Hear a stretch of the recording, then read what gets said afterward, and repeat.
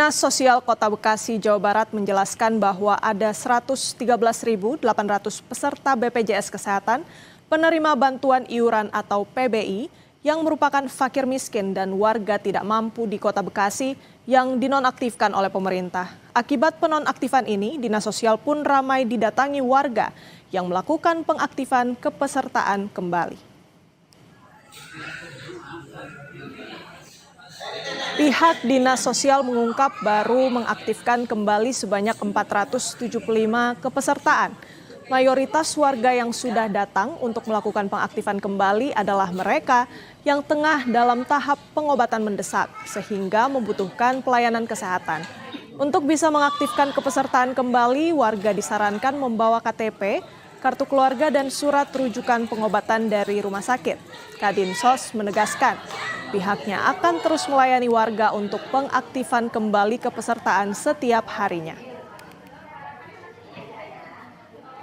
Ada sebanyak 475 usulan yang sudah diaktifasi oleh Kementerian Sosial dan BPJS. Untuk di Kota Bekasi kita tentunya yang saat ini kita melakukan adalah dengan masyarakat itu membawa KTP, kartu keluarga, dan tentunya ada catatan rujukan surat dari puskesmas atau dari rumah sakit yang menyatakan bahwa yang bersangkutan atau keluarga yang bersangkutan ini membutuhkan pelayanan kesehatan yang mendesak dalam hal ini atau kronis. Pemerintah Kota Surabaya ambil alih lebih dari 45.000 peserta BPJS Kesehatan warga miskin yang dinonaktifkan. Iuran BPJS Kesehatan nonaktif akan dibayarkan melalui program BPJS Pekerja Bukan Penerima Upah.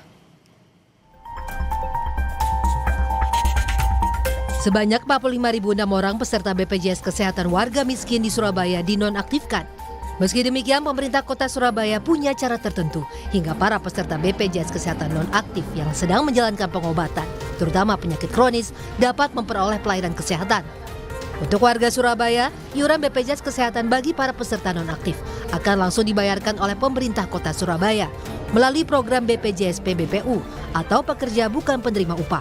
Kota Surabaya itu yang dinonaktifkan dari Kemensos untuk peserta PBJK ini sekitar 45.006 jiwa. Nah, dari penonaktifan itu sebenarnya ada pengalihan PBPU Pemda atau peserta yang dibayar oleh pemerintah daerah itu menjadi peserta PBJK sebesar 56.577 jiwa. Jadi sebenarnya untuk peserta PBJK ini tertutupi dengan pengalihan PBPU Pemda ini. Untuk bisa mendapatkan bantuan pembiayaan kesehatan dari Pemkot Surabaya ini, ada beberapa syarat.